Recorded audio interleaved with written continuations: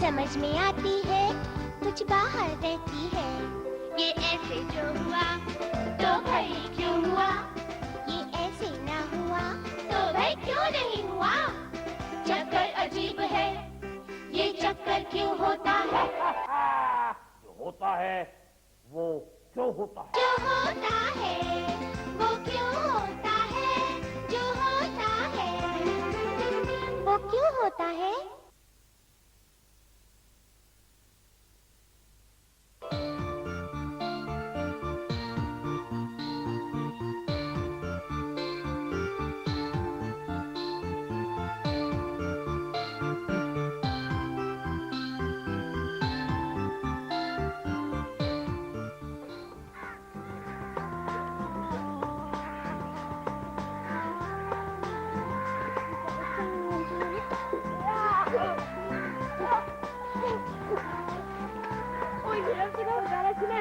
मेरी देश की धरती। हाँ सुना यार। नहीं सुना। अच्छा यार क्लासिक टाइप का थोड़ा। हाँ थोड़ा थोड़ा। आप वन महोत्सव के मौके पर बच्चे पौधे लगा रहे हैं। ऐसे मेरे पौधों से बहुत लगाव है। टूटू ने तो अपने घर में एक बाग बना रखा है और उस बाग में वे हर पौधे को खाद और पानी देने का पूरा ध्यान रखती है। उसने तो हर पौधे की जन्म पत्री भी तैयार कर रखी है, जैसे कि उसने वो पौधा कब लगाया था, उसकी ऊंचाई क्या है और उसमें से फूल कब उगेंगे वगैरह वगैरह। और मजाल किसी की उसका कोई पौधा छू ले तो हंगामा खड़ा कर देती है। और बल्कि आज का प्रोग्राम भी उसी ने बनाया है। अरे तुम अभी तक घूम रहे हो, तुमने पौधे को जमीन में नहीं डाला। मैं सोच रहा था कि ये इसे उधर लगाऊं या इधर। और वैसे भी देखो वहाँ की जमीन कितनी सख्त है और सूखी भी। अरे तो खोदना तो शुरू कर। पानी डाल दे वहाँ ये पे। मत सोच कि सख्त है जमीन या फिर क्या। हाँ, लग गया। अरे थोड़ा सा और खोद। पौधे को जितना ज्यादा खोदेगा ना उतना ही ज्यादा अच्छा लगेगा। खोदो खोदो और खोदो। टूटू तुम क्या सोच रही हो? मैं सोच रही थी कि अगर हम खोदते रहे और खोदते रहे तो हम जमीन के इस पार से उस पार तक एक छेद बना सकते हैं। जमीन में छेद, जमीन में आर पार छेद। तुम्हें पता भी है जमीन कितनी गहरी है? अगर हम लगातार खोदते रहे तो हम छेद बना ही सकते हैं। फिर तो हम इस छेद से अंदर जाएंगे और दूसरे छेद से बाहर आ जाएंगे। अरे पगली, तेरे को इतना भी नहीं पता, ये सारी धरती आसमान में तैरती है और जब हम गड्ढे से नीचे गिरेंगे तो हम सीधा आसमान में गिर जाएंगे। आसमान में तो हम गिरेंगे कहाँ? कहीं भी नहीं, आसमान में तैरते रहेंगे। लो, हो गए नया काम शुरू। क्या कर रहे थे और कहाँ पहुँच गए? और अब ये बात यहाँ नहीं रुकने वाली। धरती से आसमान में पहुँच गए और आसमान में तैरते हुए ये लोग न जाने क्या क्या ढूंढ निकालेंगे। लगता है प्रोफेसर ज्ञानशु की आज फिर से खैर है। नहीं, ये हो ही नहीं सकता। आर पार छेद तो हो ही नहीं सकता। लेकिन क्यों नहीं हो सकता? अगर ऐसा हो सकता होता तो फिर कई लोग अब तक आर पार छेद कर चुके होते और फिर आसमान में आराम से तैर रहे होते। ये कोई बात हुई? हो सकता है किसी ने ऐसा पहले सोचा ही नहीं हो। टूटू बिल्कुल ठीक बोल रही हो तुम। ऐसी बात तो तुम्हारे दिमाग में आ सकती है। अरे बच्चों, अब क्या समस्या आ गई? तुम लोग ने अब तक पौधे क्यों नहीं लगाए? दीदी टुटू कह रही है कि धरती के आर पार छेद हो सकता है। ऐसा कभी हो सकता है क्या? यही तो पूछ रही हूँ, क्यों नहीं हो सकता? अच्छा बच्चों इधर आओ, मैं बताती हूँ तुम्हें कि ऐसा क्यों होता है। टूटू तुम ये इसलिए कह रही हो क्योंकि तुम्हें ये नहीं पता कि धरती के अंदर की बनावट कैसी होती है।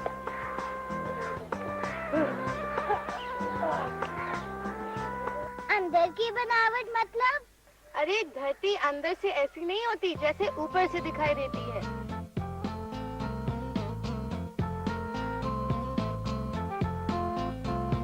धरती को 10 किलोमीटर से अधिक नहीं खोदा जा सकता। धरती कई तहों से मिलकर बनी है और मोटे तौर पे इसकी 3 तहें हैं, क्रस्ट, मैंटल और कोर। इसकी सबसे ऊपरी सतह क्रस्ट कहलाई जाती है। ये करीबन 40 किलोमीटर गहरी होती है और ये पथरीली भी होती है। इसकी दूसरी सतह है मैंटल, मैंटल की गहराई करीबन 3000 किलोमीटर होती है और सबसे अंदर की सतह यानी कि कोर पिघले हुए द्रव्य में होती है, यानी कि लिक्विड फॉर्म में होती है।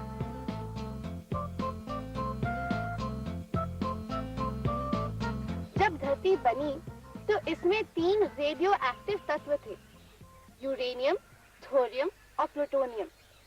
रेडियो एक्टिव एलिमेंट्स बहुत तेज गर्मी पैदा करते हैं और इस तेज गर्मी की वजह से आसपास के पदार्थ पिघल गए और जब धरती ठंडी होनी शुरू हुई तो ऊपर की सतह जमकर क्रस्ट बन गई और बाकी जो भारी पदार्थ थे वह नीचे पहुंच गए, उनसे मैंटल बन गया और अंदर बचा रह गया कोर।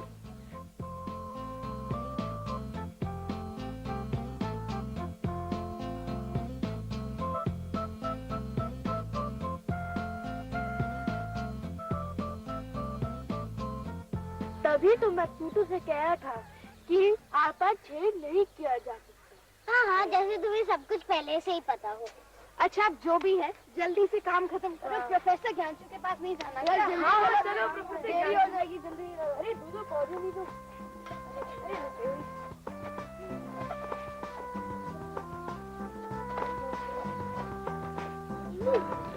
देखो मेरी प्लांट की पत्तियाँ इतनी सुंदर है ना, लगता है जैसे पेंट किया हो। और मेरे पौधे को देखो, 2 साल बाद ये बहुत बड़ा पेड़ बन जाएगा। फिर मैं इसकी टहनियों पे सारा दिन समान उछलूंगा, कूदूंगा और खूब मजे करूंगा। 2 साल? और क्या? अरे प्राची, अपना पौधा थोड़ा सा दूर लगाओ। 2 पौधों के बीच में कम से कम 3 फीट की दूरी होनी चाहिए। क्यों? पेड़ आपस में कुटती है क्या?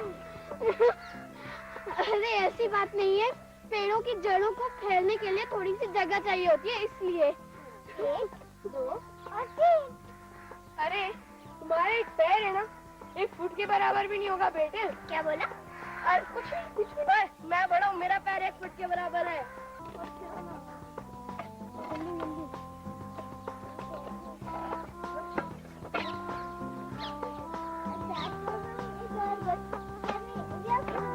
बहुत हो गए।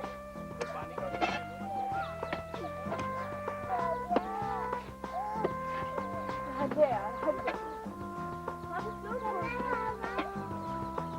तुमने कभी यूज नहीं किया क्या?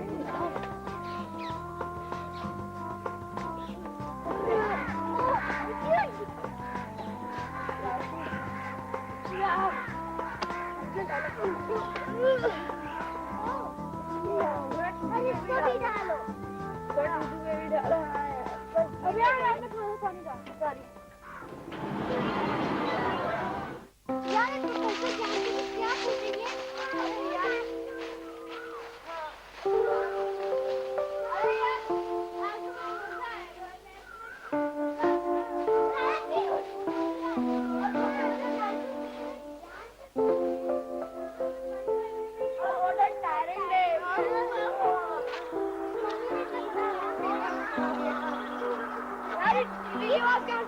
अरे इंग्लैंड और इंडिया का मैच चल रहा है।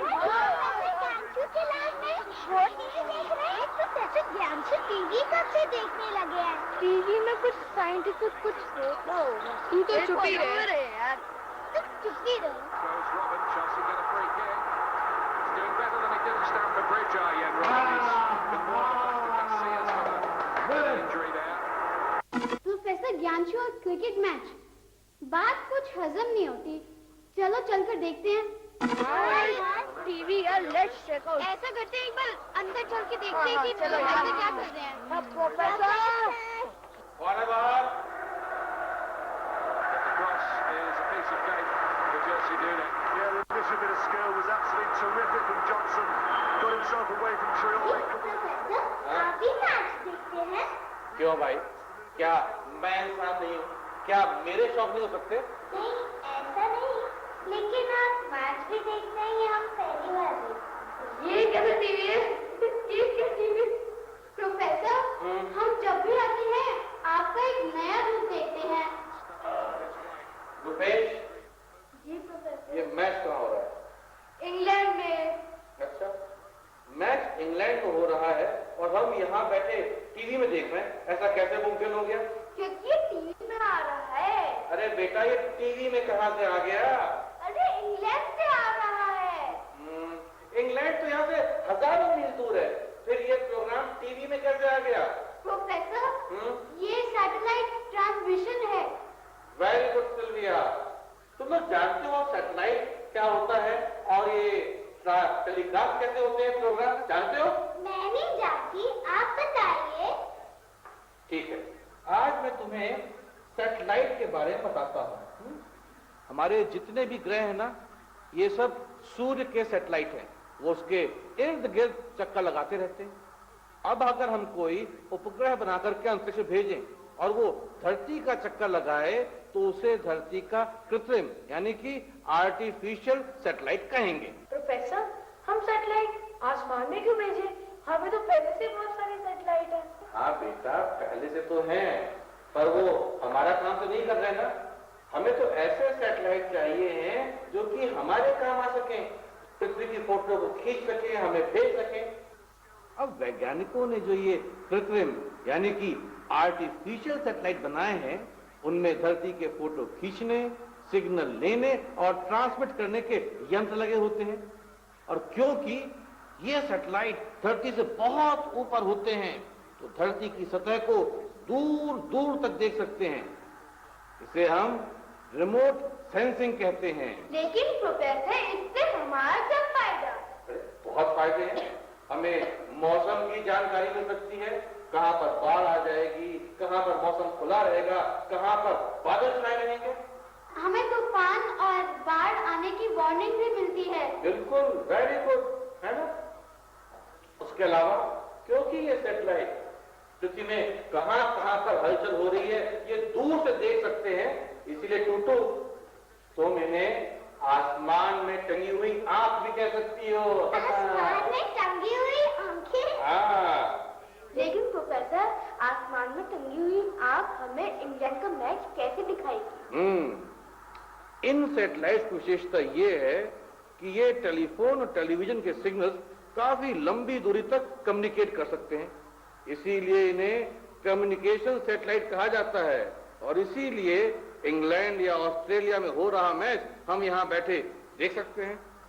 और अब हमें ये भी दिख रहा है कि प्रोफेसर हमें जल्द ही भगाने वाले हैं और इसके लिए हमें कोई नया उपाय ढूंढना पड़ेगा। प्रोफेसर, हम दरअसल आज इसीलिए आए थे ताकि हम आसमान में टंगी हुई आंखों के बारे में जान सके। हम तो बस ऐसे ही आए थे। उल्लू बना के। उल्लू कहाँ है? उल्लू कहाँ है? उल्लू कहीं नहीं, वो आंखें प्रोफेसर। बता दो दिया, अब जाओ, मुझे काम करने दो, जाओ। नहीं प्रोफेसर, आसमान में क्या है, क्यों है और कैसे है, ये सारी बातें हमें बहुत हैरान कर देती हैं प्रोफेसर। हमारी पृथ्वी आसमान में गोल घूमती है और हम भी उसके साथ साथ गोल घूमते हैं, है ना हैरानी वाली बात? और इसी के बारे में पूछने के लिए हम आपके पास आए थे। तो तुम लोग तय करके आए हो कि आज मुझे काम नहीं करने दोगे? ठीक है, पहले तो ये टीवी बंद किया जाए। अब आओ मेरे पीछे पीछे। अल्लाह नहीं, मुंह कंगे रखो।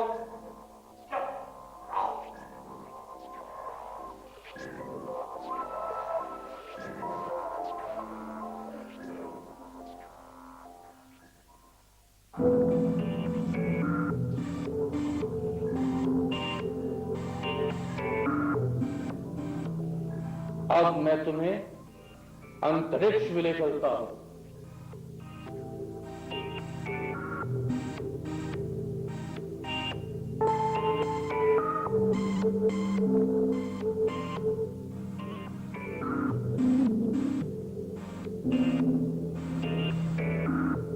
ये है हमारा ब्रह्मांड।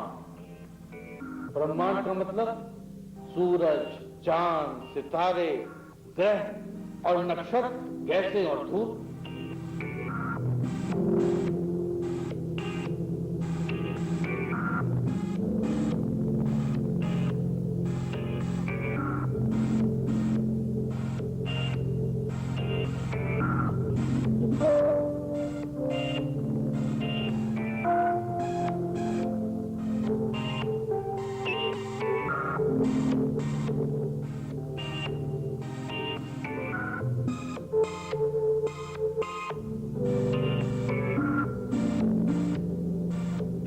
सूर्य को इस ब्रह्मांड का केंद्र कहा जाता है, लेकिन दरअसल सूर्य असंख्य तारों में से एक है। वो हमें इतना बड़ा और अधिक चमकदार दिखाई देता है इसलिए क्योंकि सूर्य हमारे सबसे अधिक निकट है। लेकिन प्रोफेसर, निकट मतलब कितनी दूर? कितनी दूर? बस सिर्फ 15 करोड़ किलोमीटर दूर। 15 करोड़? ये उल्लू बना रहे हैं। कहाँ है उल्लू है? कहीं नहीं। लेकिन प्रोफेसर, सूर्य आया कैसे? मेरा मतलब सूर्य बना कैसे? वैज्ञानिकों का मानना है कि सूर्य की उत्पत्ति गैसों के घूमते हुए बादलों से हुई। सूर्य बहुत बड़ा और बहुत गर्म है और हमारे लिए प्रकाश और ऊष्मा का स्रोत है, मतलब कि लाइट और हीट का सोर्स है। हमें सारी ऊर्जा और ऊष्मा सूरज से ही मिलती है।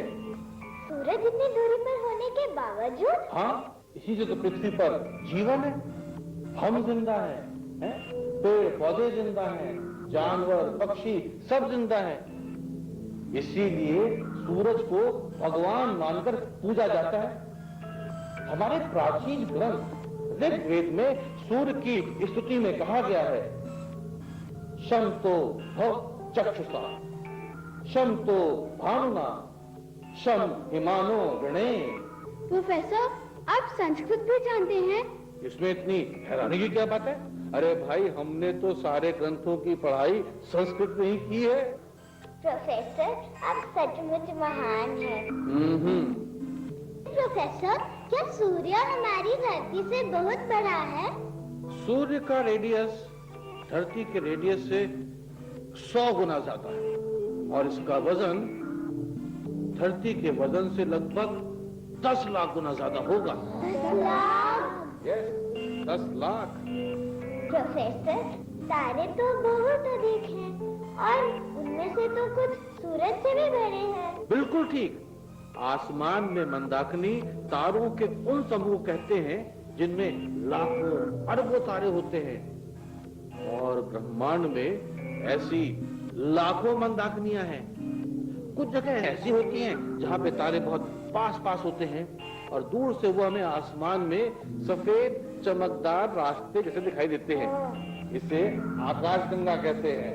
लेकिन प्रोफेसर, तारे अलग अलग रंग के क्यों होते हैं? तारे तो एक ही रंग के होते हैं, सफेद। नहीं, रूपेश ने ठीक कहा, तारों का रंग अलग अलग होता है। कुछ तारे हमें लाल दिखाई देते हैं, कुछ सफेद और कुछ नीले। लेकिन ऐसा क्यों? देखो भाई, ऐसा है कि तारों का रंग उनकी सतह का तापमान तय करता है। तुमने से कभी किसी ने वेल्डर को लोहे की छड़ को गर्म करते हुए देखा है? हाँ, देखा है।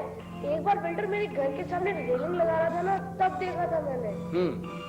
तो वेल्डर जब लोहे की छड़ को गर्म करता है तो शुरू में तो उसका रंग लाल होता है और ज्यादा गर्म करने पर उसका रंग हो जाता है सफेद और बहुत ज्यादा गर्म होने पर उसका रंग हो जाता है नीला। ठीक इसी तरह तारों के साथ भी होता है। जिन तारों का तापमान कम होता है वो लाल रंग के दिखाई देते हैं, जिनका तापमान थोड़ा ज्यादा होता है वो सफेद रंग के दिखाई देते हैं और जिनका तापमान बहुत ज्यादा होता है वो नीले रंग के दिखाई देते हैं। ठीक, आ गया समझ में? चलो अब चलेंगे वापस, लेकिन फिर से मुंह पर उंगली, चुपचाप आओ।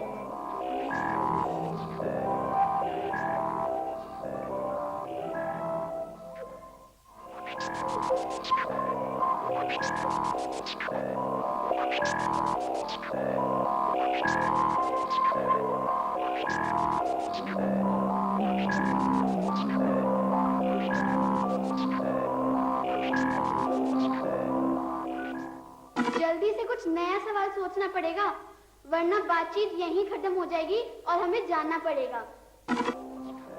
प्रोफेसर, आप क्या देख रहे हैं? टीवी देख रहा हूँ। तो टीवी तो बंद है। क्यों? क्या मैं बंद टीवी नहीं देख सकता हूँ? अच्छा टूटू, ये बताओ ये जो तुम टीवी देखती हो, जानती हो इसका आविष्कार किसने किया था? कोई बच्चा जानता है कि टीवी का आविष्कार किसने किया था?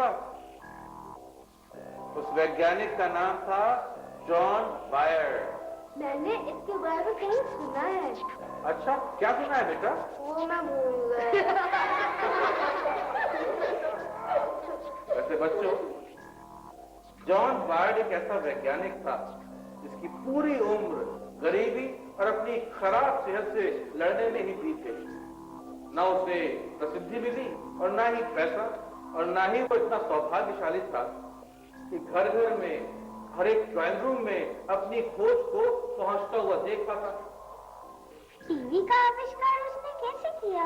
आज जो हम टीवी देखते हैं, असल में ये वायरलेस से फोटो भेजने के यंत्र का इलेक्ट्रॉनिक मॉडिफिकेशन है।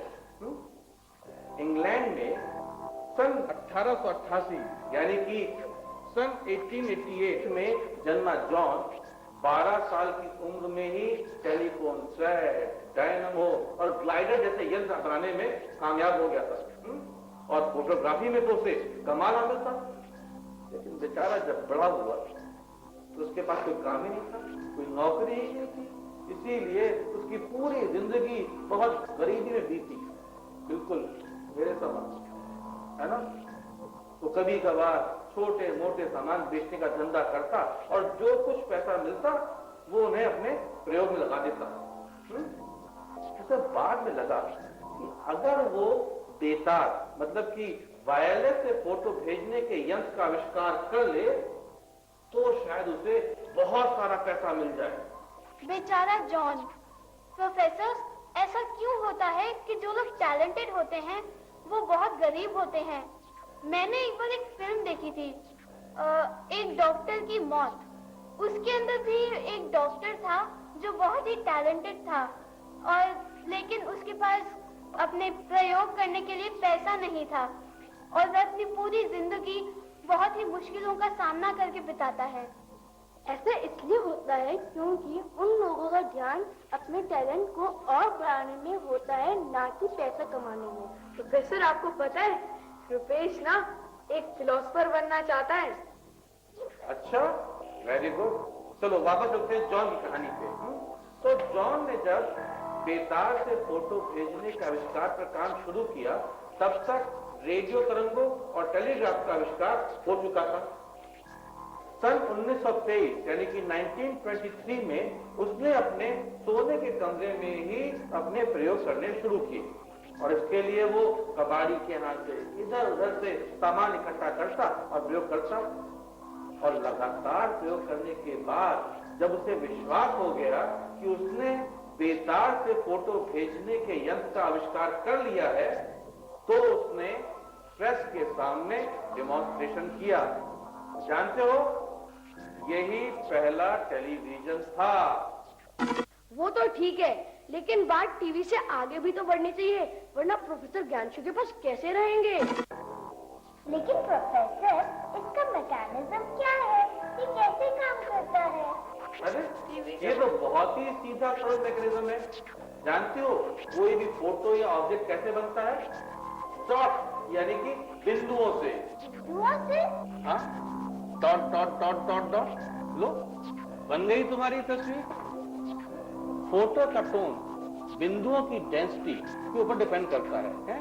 जैसे जैसे बिंदुओं की डेंसिटी बढ़ती जाती है, वैसे ही वो टोन ग्रे शेड से काले शेड में बदलता जाता है।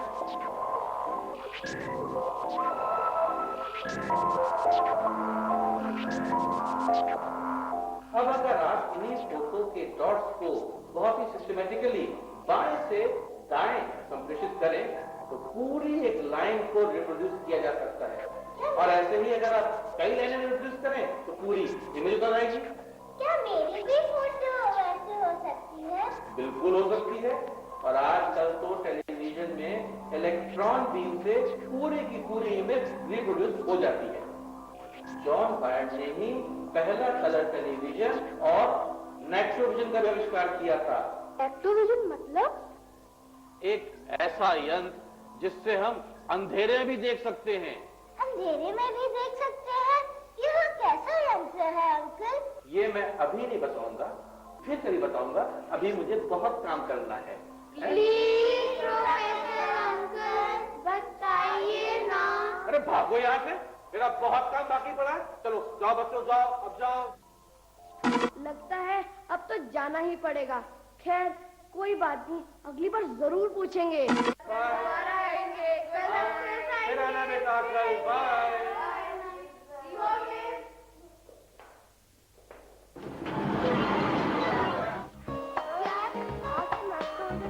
थोड़ा बहुत तो पता ही लग गया हमें।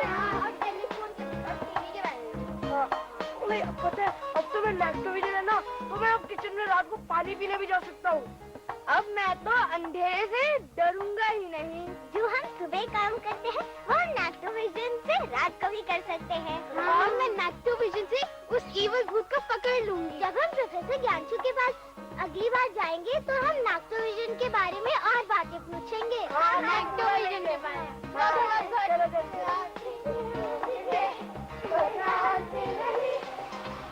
देखते हैं हम जिसे पर जानते नहीं, जानकर भी हम जिसे पहचानते नहीं। बातें ऐसी रोज रोज होती रहती हैं।